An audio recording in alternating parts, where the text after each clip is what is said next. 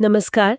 आज हम भजन मार्ग यूट्यूब चैनल से श्री हित प्रेमानंद गोविंद शरण जी महाराज के कुछ एकांतिक वार्तालाप के अंशों पर बात कर रहे हैं। इसमें श्रोताओं ने कई सवाल पूछे हैं आध्यात्मिक जीवन, कर्म, दुख, भक्ति, इन सब पर। जी। तो कोशिश रहेगी कि इन बातचीत से जो खास ज्ञान की बातें निकली हैं उन्हें समझें। चलिए शुरू करते हैं चर्चा। बिल्कुल। महाराज जी ने इसमें कर्म बंधन, दुखों से मुक्ति और खास तौर पर ईश्वर प्रेम पाने के रास्ते पर बहुत जोर दिया है। और एक चीज बार बार आती है, नाम जप, मतलब भगवान के नाम का स्मरण। हाँ, तो सबसे पहले ये कर्म वाला सिद्धांत ही ले लेते हैं। जी। अक्सर ये सवाल मन में आता है कि भाई हम जो कर रहे हैं क्या वो करने को मजबूर है या हमारी अपनी मर्जी चलती है। देखिए, महाराज जी इसको बड़ा साफ करते हैं। वो कहते हैं कि जो पिछले कर्मों का फल है ना, सुख या दुख, उसको भोगने में तो हाँ विवशता है, वो तो प्रारब्ध है, वो आएगा। अच्छा। लेकिन इस क्षण में अभी नया कर्म करने के लिए आप मतलब मनुष्य पूरी तरह स्वतंत्र है। आज जो हम चुनते हैं, जो करते हैं, वही तो कल का निर्माण करेगा। तो हम करता भी हैं और भोगता भी।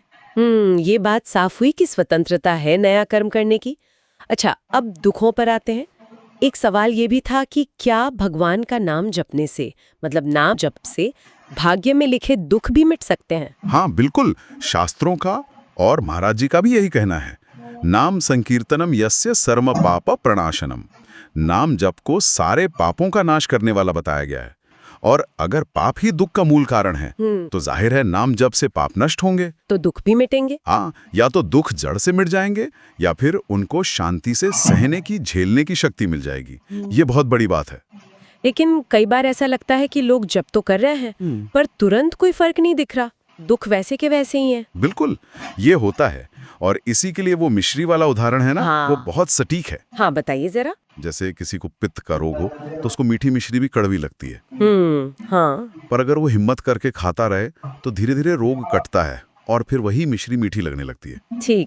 ठीक वैसे ही जिसका मन अभी दुनिया में, मतलब विषयों में बहुत ज्यादा फंसा हुआ है, उसको शुरू में नाम जप में रस नहीं आता, आनंद नहीं आता। पर अगर वो लगा रहे, छोड़े नहीं, तो निरंतर अभ्यास से वो जो आसक्ति वाला रोग है ना, वो कटता है और फिर अंदर से परमानंद का अनुभव होता है। तो अगर पुराने कर्मों की वजह से दुख आ भी रहे हो तो भी जप रोकना नहीं है, धैर्य रखना है। धैर्य, ये बहुत जरूरी है।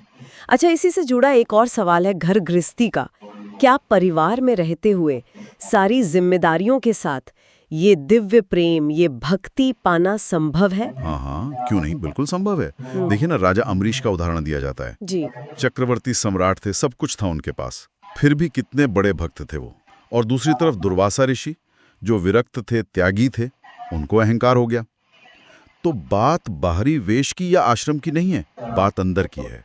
गृहस्थ आश्रम में रहकर भी अगर कोई अपना धर्म निभाए, अपने कर्तव्य करे, बिना आसक्ति के और बिना पाप के, तो वो भी एक तरह की साधना ही है, बहुत ऊंची साधना। और ये जो आसक्ति या मोह की बात आई, तो अपनों के बिछड़ने का दुख, ये तो बहुत गहरा होता है। इससे कैसे उभरा जाए, क्या कहते हैं स्रोत? इसका सीधा कारण मोह ही बताया गया है। ये जो गहरा अटैचमेंट है, और ये मोह कटता है सिर्फ ज्ञान और भक्ति से। कोई और तरीका नहीं है। संसार की तुलना की एक चक्की से। सुख और दुख, ये उसके दो पार्ट हैं और हम सब जीव इन्हीं के बीच पिस रहे हैं। सही बात है। तो अगर इस पिसाई से बचना है तो चक्की के बीच में एक कील होती है ना, जिस पर वो घूमती है, उसका सहारा लेना पड़ता है। अच्छा। वो कील है भगवान।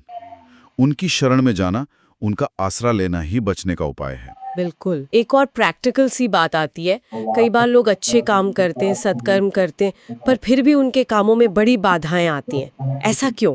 ये तो माया का स्वभाव है जी, अच्छे काम में विघ्न डालना।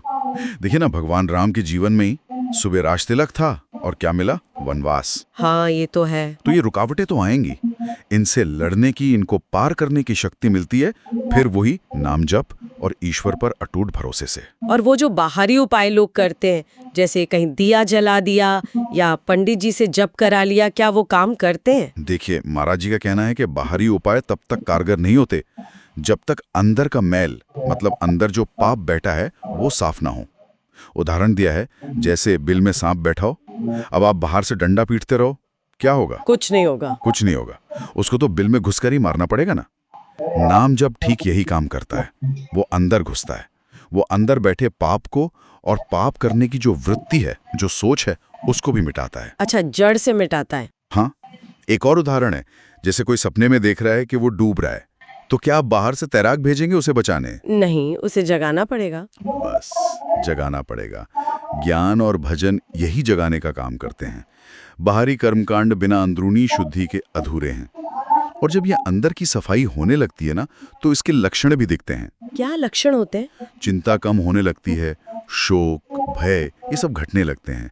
भगवान में, धर्म की बातों में रुचि बढ़ने लगती है। और जो बुरे काम है, उनसे अपने आप ही घृणा होने लगती है। ये सब प्रगति के संकेत हैं। तो कुल मिला के इस पूरी चर्चा का सार यही समझ आता है कि जीवन में चाहे जो भी चुनौतियां हों, दुख हो, कर्म के बंधन हो, इनसे मुक्ति का सबसे सीधा, सबसे सुलभ और सबसे शक्तिशाली मार्ग है लगातार ईश्वर का नाम जपना, पूरी श्रद्धा के साथ और पापाचरण मतलब गलत कामों को छोड़ते हुए। बिल्कुल सही।